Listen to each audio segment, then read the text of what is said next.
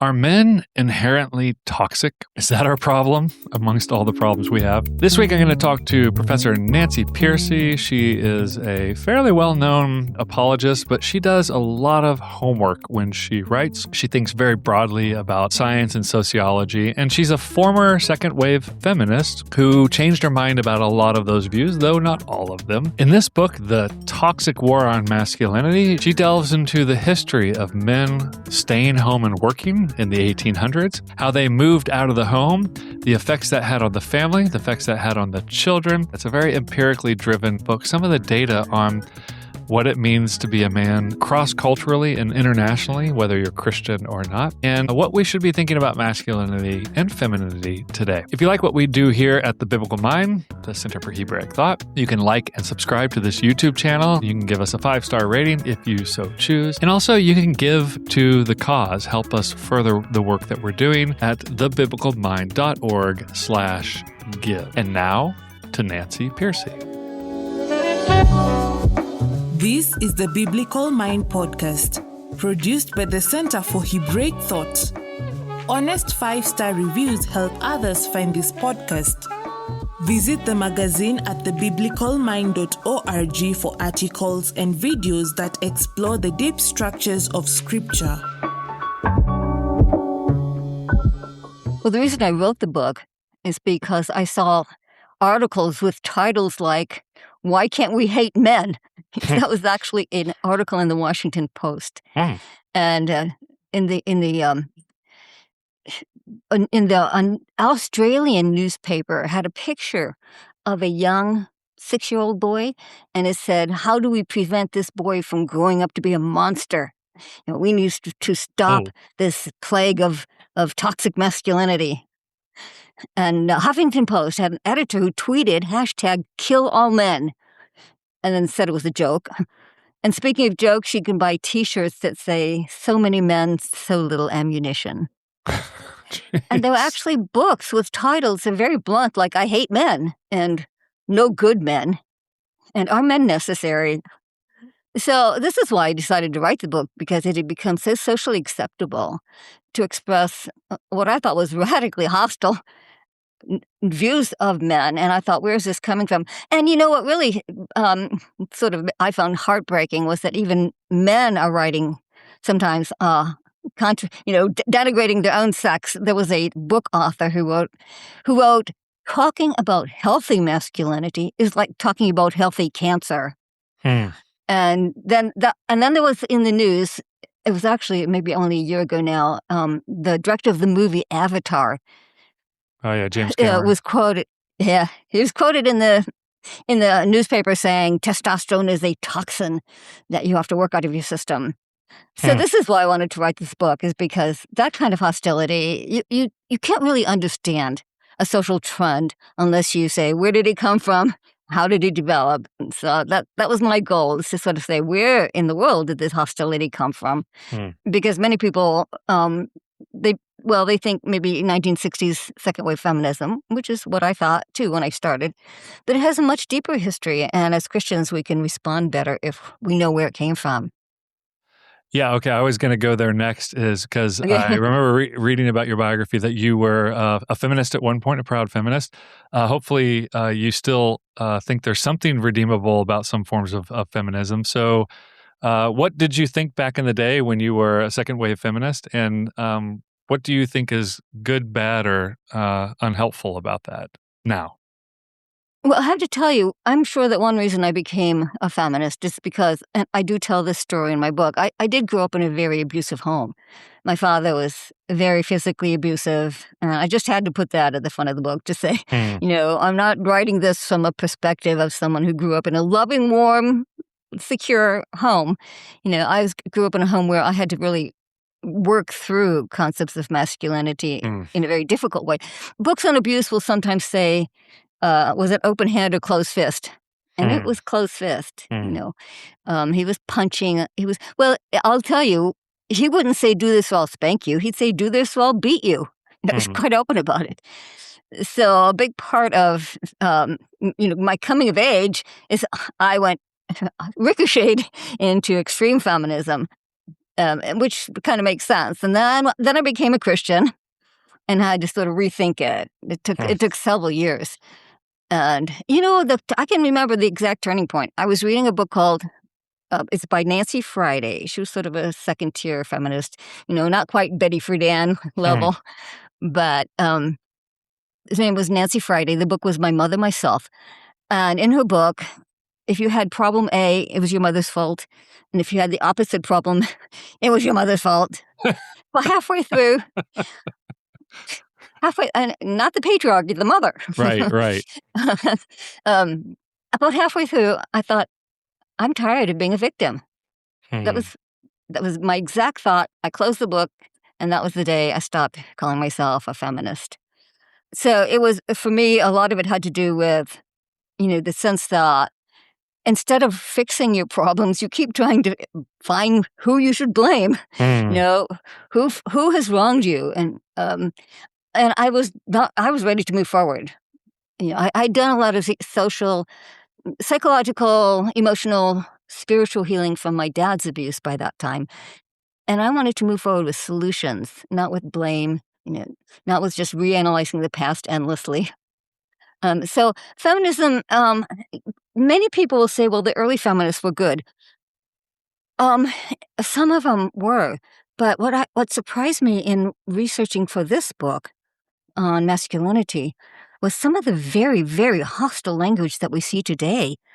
You see in the 19th century, almost identical language, that men are the source of war, and they're warmongers, and they're power hungry, and they're greedy and acquisitive, and they're out to win, and the whole history of the universe with its endless war and bloodshed, that's all men. One woman wrote, men the warriors, women the mourners, the ones who mourn their losses. So the language that we see today actually started in the 19th century. So that was a big surprise that the extreme hostility toward men actually started back then.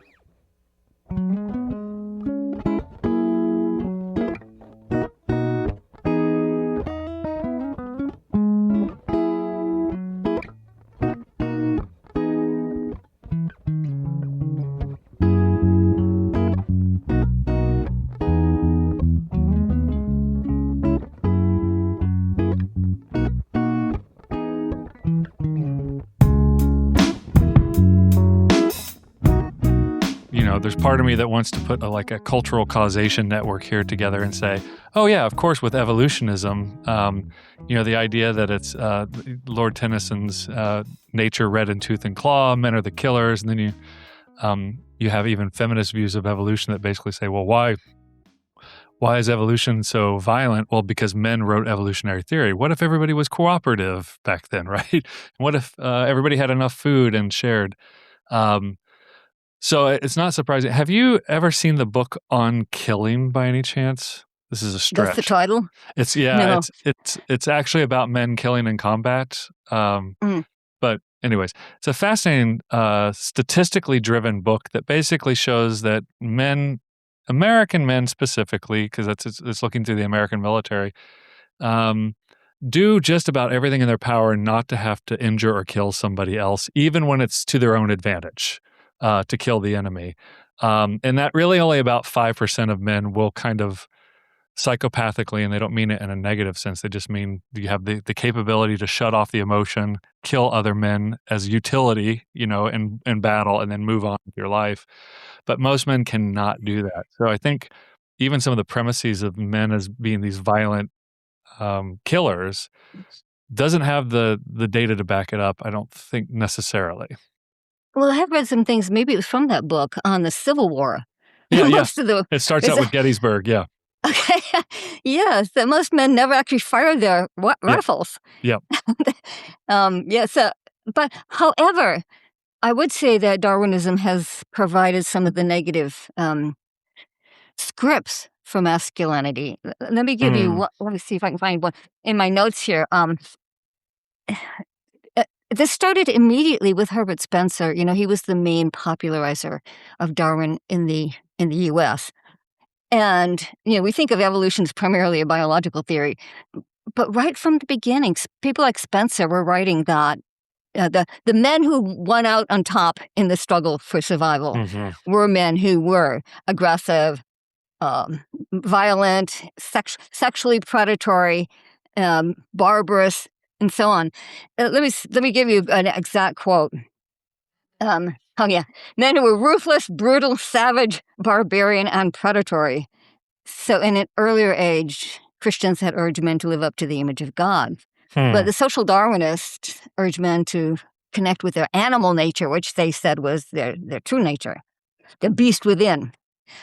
And today, social Darwinism has a new name. It's called evolutionary psychology, but it still says the same thing. So there's a best-selling book called The Moral Animal by Robert Wright. And listen to this, direct quote, "Human males are by nature oppressive, possessive, flesh-obsessed pigs.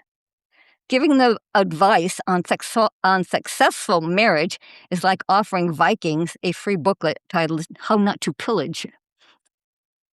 And so, and one more quote. This was an older book that was just recently reissued. It was Men in Marriage.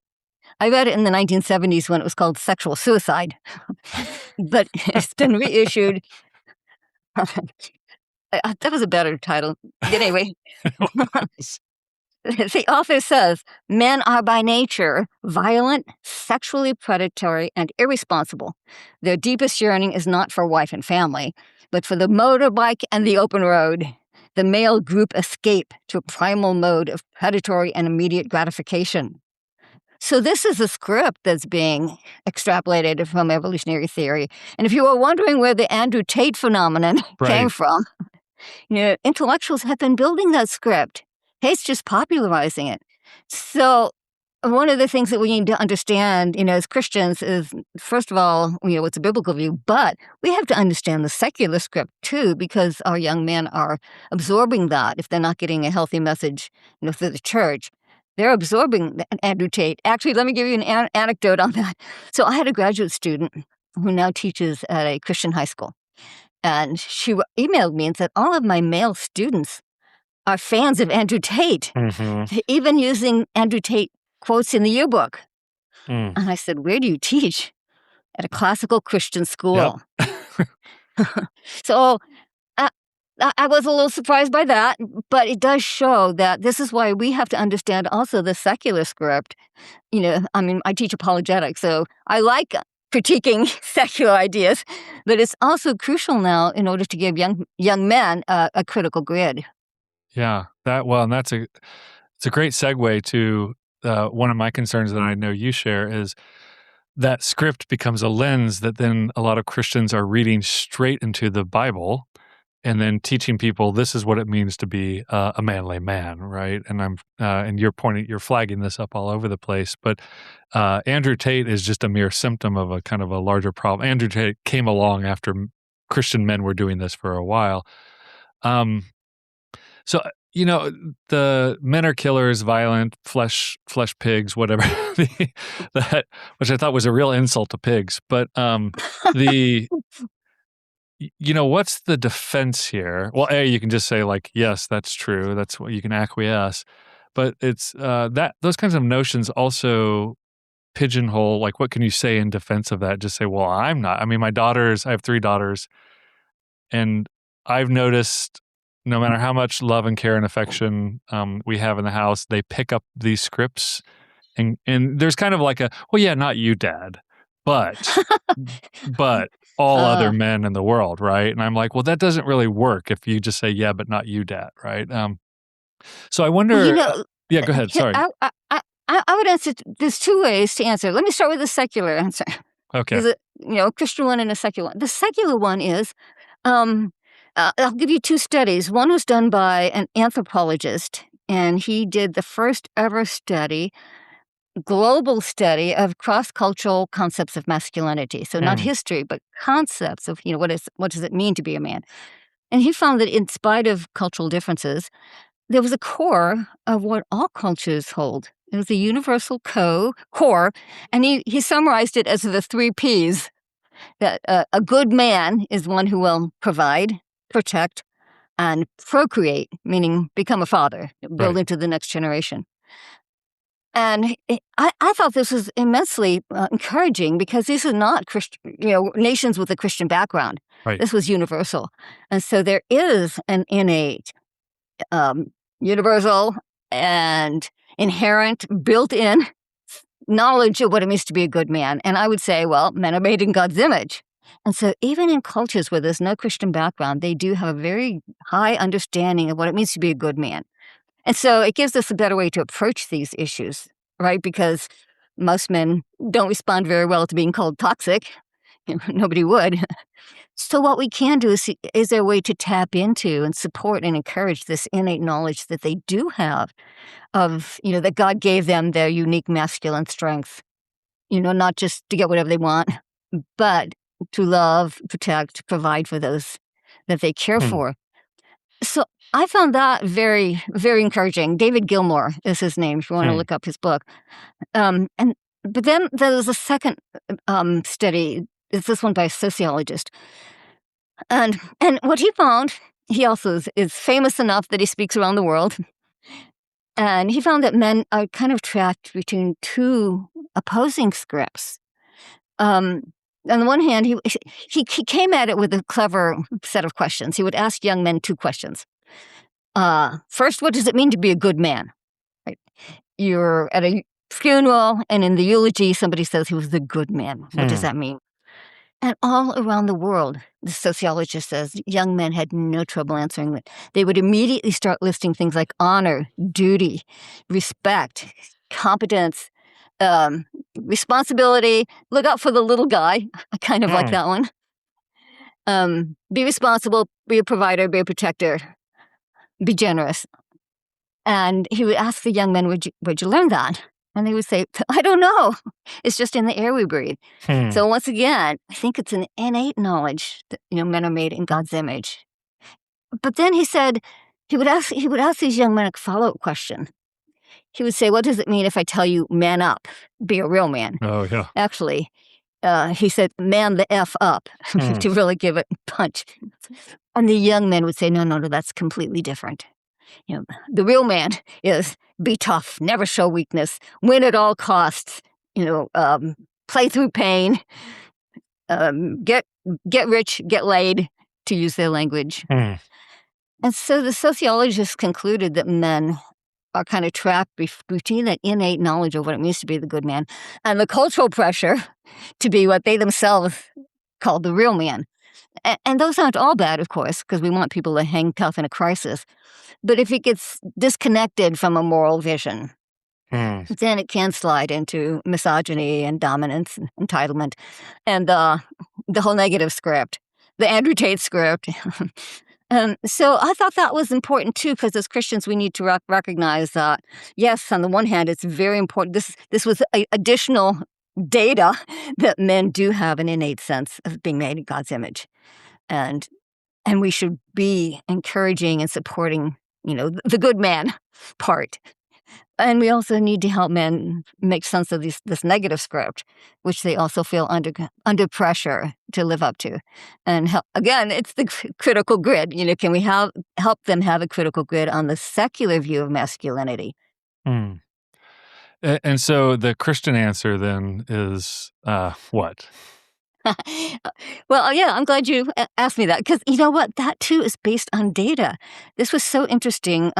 One of the things I ran across, I didn't know it was there, I ran across when I was researching the book, is that there is a body of studies that have been done on Christian men.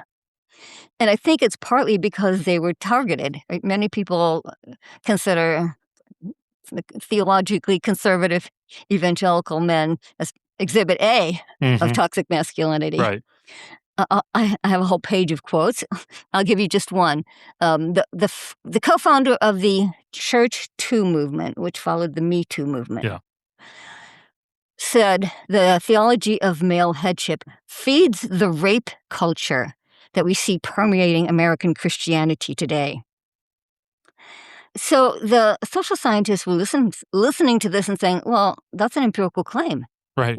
To claim that believing in male headship turns you into an overbearing, oppressive, tyrannical patriarch is itself an empirical claim. So does it? Does it in fact turn you into this kind of a person?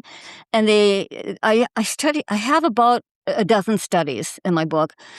And to my great surprise, because of my own father being abusive, I was really surprised. I did not expect it at all. The Christian evangelical men test out as the most loving and engaged husbands and fathers. Let me give you the stats on that. First of all, Christian men. Let me pull it out here. Christian men are more loving to their wives, and by the way, yes, they do interview the wives separately. So it's actually the women are reporting the highest level of happiness with the way their husbands treat them. Evangelical fathers are more engaged with their children, 3.5 hours more per week than secular men. Their evangelical couples have the lowest rate of divorce, 35% lower than secular couples. And then, contrary to the narrative, they have the lowest rates of domestic abuse and violence of any major group in America. And let me give you a quote. Sometimes a quote can crystallize the point. So the person who did the largest study was a sociologist named Brad Wilcox at the University of Virginia. And he's considered like one of the top marriage researchers in the country. He writes in places like the New York Times. Right. So this is from a New York Times article. He says, it turns out that the happiest of all wives in America are religious conservatives. Fully 73% of women who hold conservative gender values and attend church regularly with their husbands have high-quality marriages. And then he turns to his secular colleagues. Sociology is one of the most secular disciplines. And I love this quote. He says, academics need to cast aside their prejudices against religious conservatives and evangelicals in particular. Conservative Protestant married men with children are consistently the most active and expressive fathers and the most emotionally engaged husbands. So this is not a pep talk from a religious leader, right? This is solid empirical research. And so we should be very confident bringing it into the churches first, and then into the public realm. And I mentioned churches because if you look at my footnotes, you'll see it's all academic journal articles.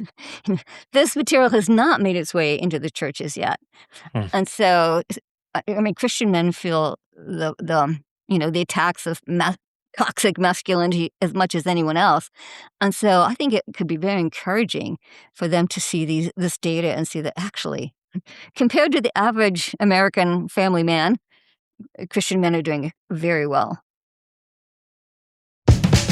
Hey, Biblical Mind listeners. I know a lot of you work at schools, you run nonprofits, you maybe handle municipal budgets, I don't know. The work you do is incredibly important, and I know how much of your time gets swallowed up by the administrative side of things, specifically trying to find grants. It's honestly exhausting, we know. You end up wasting days digging through messy databases and creating endless spreadsheets and hoping you didn't miss a deadline. If that sounds familiar to you like it does to us, then you should check out a platform called Match Grant. It's an AI tool, don't hang up yet. Yes, it's an AI tool that was built by actual nonprofit veterans who lived this exact struggle. They know it's real. Instead of you doing the hunting, Match Grant flips the script.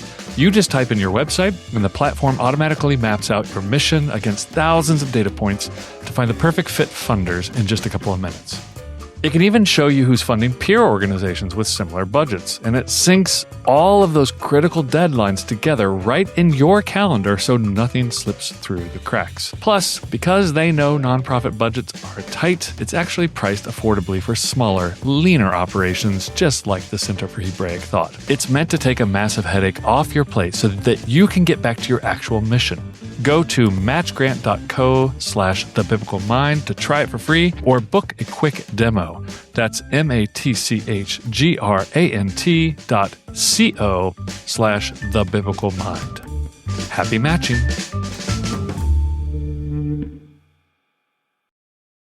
I think a general malaise of I can't do anything right if I'm a man in this, especially a white man in this world. But a man in this world, it's like it really is kind of a like a downer vibe, as the kids would say, down with the man in the new Well, way. let me give you an anecdote on that too. So I had a graduate student who was the head of the women's ministry at a megachurch here in Houston.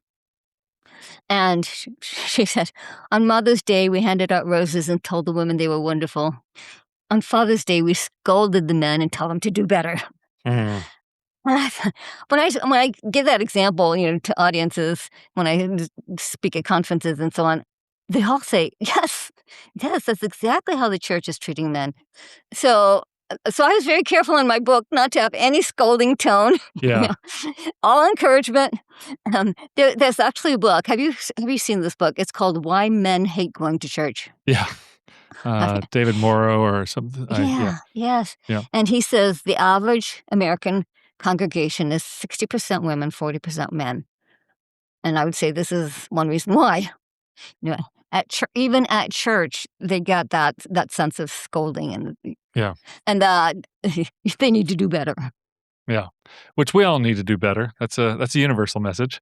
I love the way you process information. I mean, I love hearing how you're thinking about it, which not everybody I talk to tells me how they're thinking as they're thinking about it. So I love that you say that's an empirical claim. We can test that, right? And I think that that's actually a very biblical approach to the world. I think God designed us to think that way. But there's also a historical path that you took in the book as well. How have women viewed the masculinity of their husbands? What was masculinity? What was the ideal of masculinity in previous generations? And so I thought a lot of what you said about the kind of Industrial Revolution, I think for a lot of people, that's probably radical information. So I'm setting you up to basically say, tell us more about that. That was, like I said earlier, it was a surprise to me. I learned a lot writing this book because I did think the negative views of men probably started in 1960s, second wave feminism. As I dug into it, it actually started after the Industrial Revolution. Why is that? Well, because before the Industrial Revolution, most men worked alongside their family all day, their wives and children, on the family farm, the family industry, the family business. And so, of course, the social expectation on men was much more oriented towards caretaking. You had to be gentle and kind in teaching your children. The caretaking role was the dominant cultural expectation. In fact, it's fun to watch even secular historians. One of them puts it this way. The colonial definition of masculine virtue was duty to God and man, very duty-oriented, duty and service. So how did we lose that very positive definition of masculine virtue? Well, the Industrial Revolution took men out of the home. Well, first it took work out of the home. And, of course, men had to follow their work out of the home into factories and offices. And for the first time in American history, men were not working with their family members, people they loved, people they had a moral bond with. They were working in competition with other men, as individuals. And that's a very different work environment. And already in the 19th century, people began to comment that men were changing. Their character was changing because they were being socialized into a very competitive, male-oriented environment. And you see already in the 19th century, people complaining that men were losing their caretaking ethos, that they were becoming competitive, aggressive, greedy, acquisitive, using some of the 19th century language. And what surprised me is how many of them said men are turning their work into an idol. That instead of getting their main sense of identity and fulfillment in family and faith, the church, they were starting to get the fulfillment from their work, from career success and accomplishment. So that was new because before that, your work was so integrated into the family. It was clearly part of taking care of the family as opposed to individual achievement.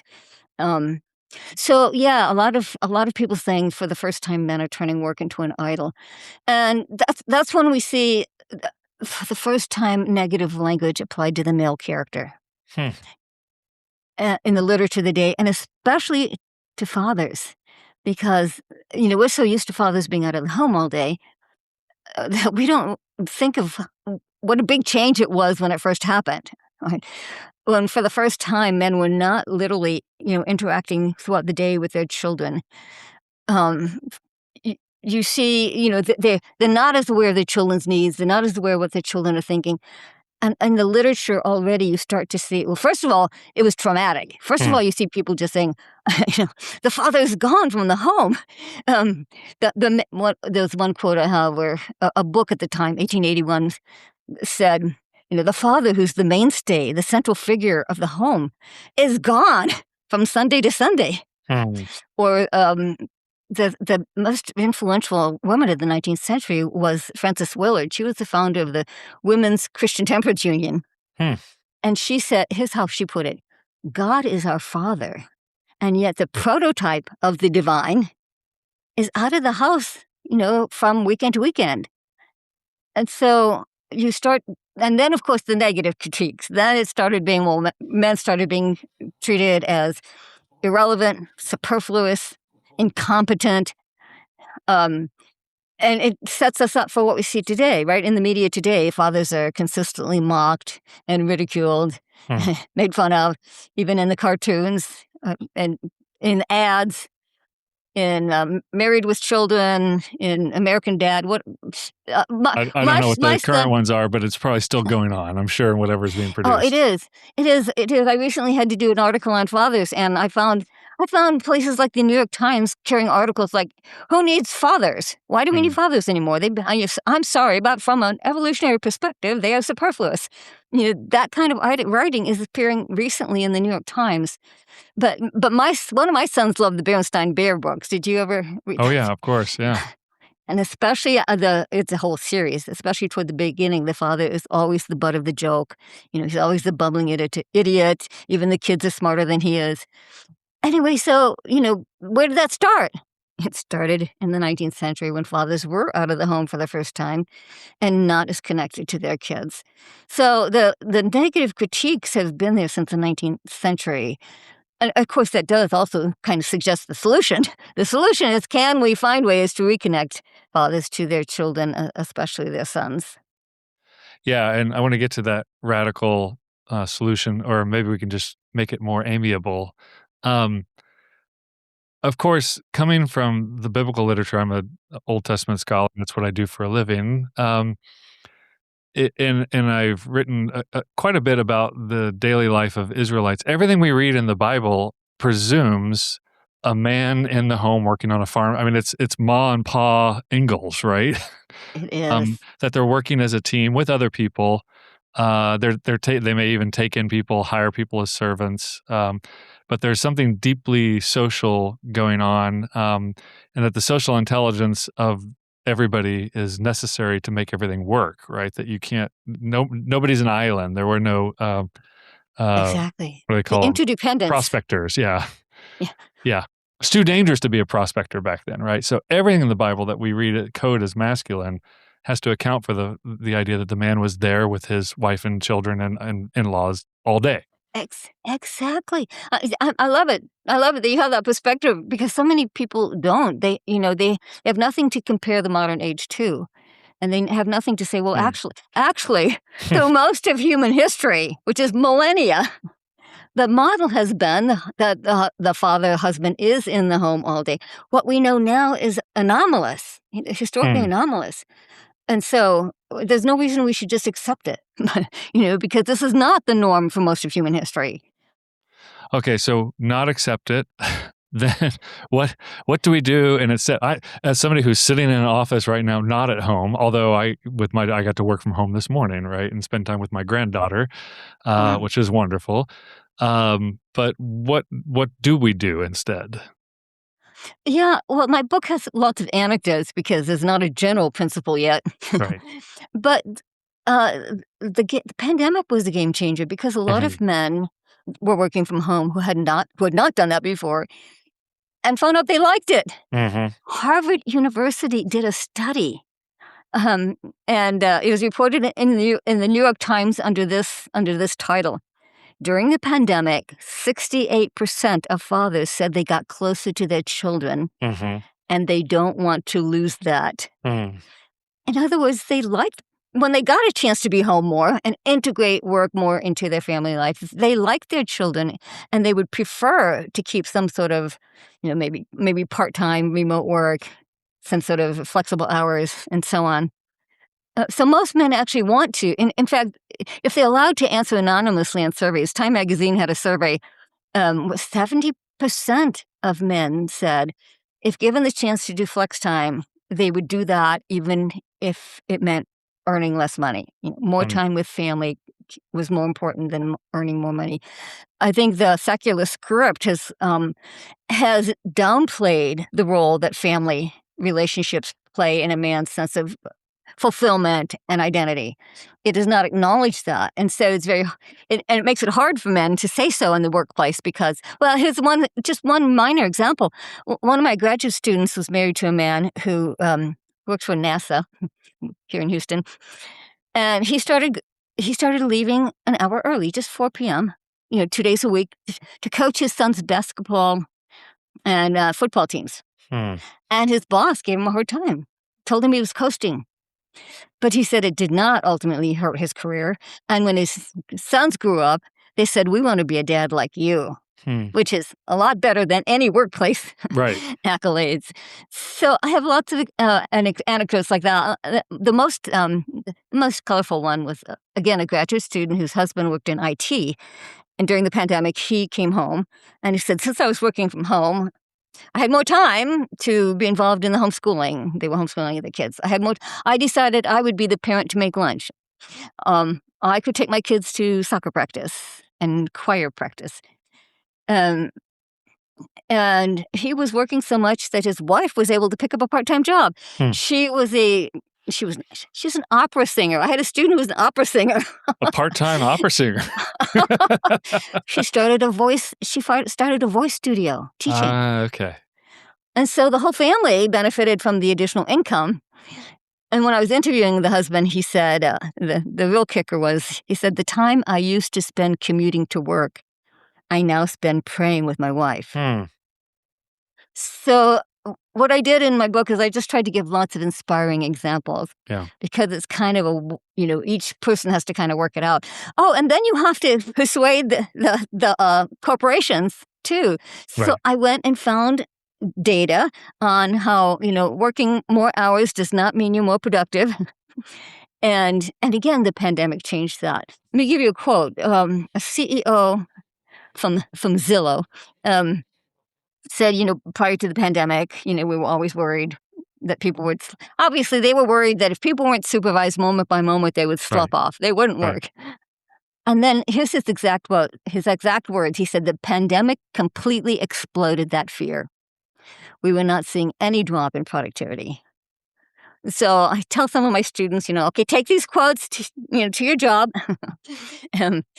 Because the CEOs who do look into it find that people with healthy family life are actually better at their work, at their job. It's a win-win. Yeah. I think this all has to be balanced as well with, I always say when I'm preaching or teaching about the Sabbath, I say, Americans, we don't take the Sabbath, but I'm not sure which is more controversial, the fact that God commands his people to take a rest period every week, or that he also commands them to work 6 days a week, not 5, right? That's part of the command as well. And I think there are all kinds of great ways that you can work that out in your personal life. But hearing you talk and reading what you're saying about this it's good to also work alongside your children. I mean, I think one way you could understand what you're saying is going home and playing with the kids. But I would imagine teaching them to mow the lawn, doing some woodwork with your daughters, teaching my daughters how to change spare tires, which is one thing I had to do at some point. And then I wrongfully assumed my son would just somehow pick it up, and he did not. So there's the chauvinist in me, right? And also, and you can tell me what you think of this. Because I get these young people who are like, well, especially women, I don't want to sacrifice my career for children, so I want to put that off in some way. And all these decisions need prayer and wisdom. But I say, like, look, if the father has to also be able to step back from his career and say, you know what, Right. I'm not going to take the promotion. I'm not going to get the kudos. I'm not going to work. I'm gonna like have to coast or whatever, be a faithful and just a normal faithful employee, so that these other things can happen as well. So I think there's a very like limited, we're just slicing up the pie rather than. I hear what you're saying is kind of we're enlarging the whole pie rather than just dividing it between people. If I hear you correctly. Well, first of all, I did do some studies on the men who do step back, because you're right. It's not just women who sacrifice their careers. Men who want to be involved with their families do have to make sacrifices. It's called the daddy track. Mm. And men who consciously say, oh, I'm on the daddy track while my children are young, and I know I won't get the same promotions. I interviewed some of these men, who said, yeah, no, I'm not going to get the same promotions. I'm not going to move ahead as fast. Um, there were also men who left the workforce and started their own companies or whatever, so they could have more time with their children. And one of them that I interviewed, he was a jeweler, a jewelry maker, and he was working for other companies. So he stayed. He started a home-based company where he does custom jewelry for various companies. At any rate, as his children got older, he integrated them into the business. Mm. And his wife. He and his wife were now working full-time. They were making enough money that he and his wife were both full-time, and now they were integrating their children. And so they really were reproducing the colonial, Mhm. the pre-modern setup of, the whole family working together. But he's one of the people who told me I had to pull back from my work, because working at home, the hardest thing is to stop. Yes. Because you can you're right there. He Yeah. said the hardest thing was to know when to stop, and I had to really be committed to having time with my family. I watched some of my friends move forward faster in their careers. And I had to be willing to do that. To watch my friends. I did not have my success didn't come as quickly because I wanted to focus on my family. Focus on my family, to coin a phrase. Yeah. But yeah, it is true that we sometimes forget that men too, if they want to be really good, involved, engaged fathers, have to make hard career choices. And some people have criticized me saying, well, work from home is not necessarily best for all people. No, I'm talking about when you have young children. Right. My concern is the children. Yeah. Once And your it's a children are fleeting out of the phase home. of parent. Yes, I mean, it goes really so quickly, is. right? I'm now on the other side of it. I'm saying like, oh wow, that was just a phase, and I've still got decades and decades of marriage and grandparenting left, right? So Yes. And this also, I was really glad you talked about the Hebrew, the pre-modern work situation, which since fathers were working with their children, historians say that fathers literally spent as much time with their children as mothers did. Mm. That's just so surprising to us. But what about mothers? Mothers were not cut off from the economic world. Right. They could do economically productive work from the home. When it was done, home manufacture, women could be involved in creative, interesting, productive work, so that women were also not just trapped in a home where all the interesting and productive activities have been taken out. Dorothy Sayers, the Yes. Christian essayist, she has a wonderful brief treatment of this. How no wonder women don't want to stay home when all the interesting intellectual work has been steadily drained out of the home. All you have left is cleaning and early childcare. Right. So you have to be intentional too. This has been one of my main themes in my writings for a long time, has been bringing work home for women. In the past, I've written about it primarily for the sake of women. That written encouraging articles on how women have managed to find ways to integrate part-time work into the home while their children are young. And I have a bit of it in this book, but this book I decided to focus on men. But this is part of the answer to feminism, which Right. is where we started. Part of the answer is yes, those of us who have skills, some people love being they're homemakers, and that's their skill, which is wonderful. And then for those of us, who have other skills, how to bring that home, how to have part-time home-based work so that you can integrate it with your family.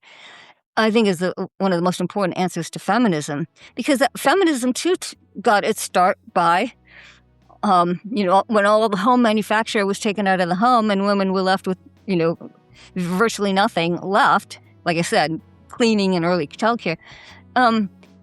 You can see this again in the 19th century literature. Women saying,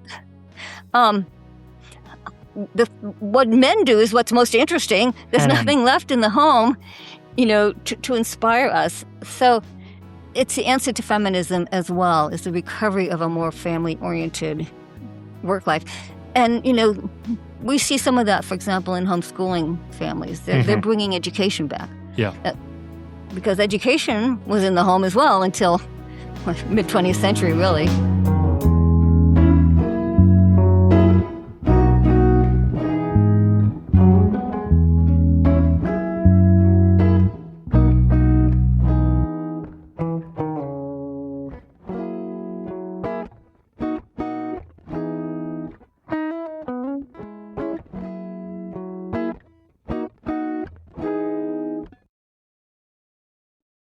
Yeah, and if I hear you correctly, the church might do a disservice if their only message to mothers is, "Hey, mothering is the most important vocation you can do.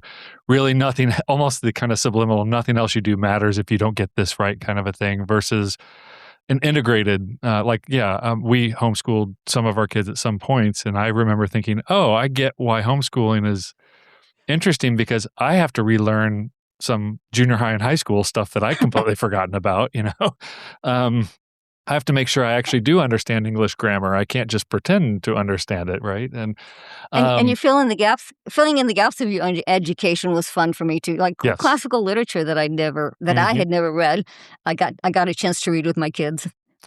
Yeah, and so I think that this kind of blending, what I hear you doing, and especially with the examples you give in the book, is just opening up all the different possibilities of how this can work and the benefits of that kind of everybody gets something out of this system where moms and dads work together on both the intellectual side, the raising side, the chores side, the work side, rather than distribution. Yeah.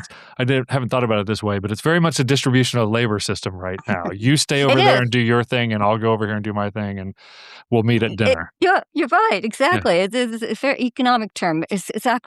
What's interesting is that surveys are being done now on Millennials and Gen Z, and they're not satisfied with that division of labor. Yeah. They want a more integrated life. And so millennials, it started with surveys of millennials where they said, fathers want more time with their children, and mothers, without sacrificing their children, often want more time for their other skills, career skills. But then Gen Z outdoes even millennials, it turns out. I found I used it recently in a lecture. I found a study of Gen Z, and it said they're the most hands-on dads of all. And it had the numbers, a little graph. But the younger men are saying, we don't like this division of labor that's left. Each one of us has half of life. We don't want to be half of life. We want the whole life, and we want to be able to share it. So younger men, I think it's very encouraging that they're saying we want to be more involved with our families. Well, okay, one final question, because you have used the word secular quite a bit here. And I wonder, what do you mean by secular? And then do you think there is an actual sacred world and a secular world, or are they somehow in contact with each other? Well, Christians don't accept the division, of course. If you want a holistic Christian worldview, you don't accept a sacred secular split. But that doesn't mean the world doesn't have one. Yeah, the world still has one. But here's let me give you the historical answer, though. So after the Industrial Revolution, there also grew up a large public arena, right, with factories, starting with factories and offices, financial institutions, the growing state, and universities. And many people began to argue that these large public institutions needed to be value-free. They needed to operate by scientific principles. Well, value-free was code for don't bring your Christian faith into the public realm. Right. And since it was men who were getting that secularized education and working in the secularized workplace, they did become secular in their thinking earlier than women did, which is where we get a lot of our sort of double standard today, where there's kind of an assumption that women are more naturally spiritual or more naturally moral, and that men are more naturally prone to sin and vice. But that only arose after the Industrial Revolution. People did not think that before. All the way back to the ancient Greeks and Romans, people thought men were morally superior. And their thinking was like this. The insight into right and wrong is a rational insight. Mm-hmm. And they thought men were more rational, and therefore men were more virtuous. And you know the root of the word virtue. VIR means... Oh, I don't know. No. Oh, it means Latin. I know arete. In Latin, I don't. Sorry, I know the Greek, not the Latin. Yeah. Right. Virtue, VIR, is Latin for man. Oh. It means man, like in virile, a virile man. So virtue, the term, had overtones of manly strength and honor. Whereas today it's often used just, female sexual virtue. But all the way up until I try to help people realize what a huge change this was. For the first time ever in human history, women were put on some kind of a pedestal and said to be morally and spiritually superior to men. That had never been the case before. In fact, in the Middle Ages, they thought women were more prone to sexual temptation. I mean, that's how big this shift has happened. So I think this is another thing that can help Christians is to realize that is a secular view, that double standard, and that I sometimes ask Christian young people. I was interviewed on a podcast by a young couple that had recently married. So I turned the question back on them. I said, "Do you think there still is a double standard?" And they said, "Absolutely." They had just come through the dating stage. In the dating world, including the Christian dating world, women are thought to be, they have to hold the line morally, hold the line in how far the physical involvement goes, and they, of course, they need to dress modestly, because men are, just under the surface of this boiling. Right, we're just monkeys. Lust that's threatening to break through at any moment, and that women have to hold it clamped down. Even my own son felt like this was the message he was getting from church, that you're basically the beast within, the Darwinist message, that you're basically a beast within, that we're kind of having this coating of Christianity over, but their true nature, is almost this Darwinian view of men. So this is something that the church needs to counter as well, is that we should be absolutely confident that men are just as virtuous as women. Women, they are not more prone to sin and vice. They are just as capable of following God's law and living up to his ideals, his moral ideals, as women are. And meanwhile, we should take a little bit of the pressure off women as well, because especially in the dating world, when they feel like it's all up to them, it's very difficult. And by the way, that explains feminism too. The more recent form of feminism, especially third wave feminist, is like, I'm not being the person who's morally responsible anymore. That's not my job. I refuse. Right. Get me off the pedestal. They were tired of being the moral conscience of men. This is how the history books refer to it, is when they talk about how the secular definition of masculinity became more Darwinian. They said women were set up as the moral guardians of society. And part of understanding feminism is they said, we're not going to do that anymore. That's not right. It's not right to hold us responsible for male behavior. Right. So the church needs to have higher standards for men and not give in to the notion that they're just naturally going to be more prone to sin and vice and, and lust and unfaithfulness, etc. That they are just as capable of, of being virtuous. Oh, sorry. Go ahead. And what you think virtue-wise, which I'm cautiously optimistic about virtue discussions, but what you think is a person is capable of determines kind of your expectations of them. And so if men not to draw on a particular example, but when people said, "Oh, that's just locker room talk," Yes. I was in the military 7 years, and I've been in lots of locker rooms. I actually have never heard anybody talk certain ways, right, about women or men. Like, I actually don't think that that's how most men talk about things when they're behind closed doors talking to each other. But if you were to talk like that, you now have this great excuse called, boys will be boys kind of Yes. mentality, right? And I definitely hear from my daughters this. I do not want to be the moral standard for the men around me, and especially growing up in the New York City area where catcalling is a daily phenomenon versus other places in the country where it's not so rampant. Well, Professor Nancy Pearcey, is it Pearcey or Pearcey? You're right, Pearcey. Pearcey, yeah. Pearcey. Thank you so much for this book. I think the title is brilliant, but I'm sure a lot of people see that title and they go, "Oh, this is just some, celebration of raw masculinity." It couldn't be anything further from the truth, unless you mean by raw, you mean something innate and natural. Well, actually, when I started the book, I got totally opposite reactions. This has been the most controversial book I've written, which did surprise me. Well, my earlier book, which is up there on the moral issues on homosexuality, transgenderism, and abortion, I thought that would be.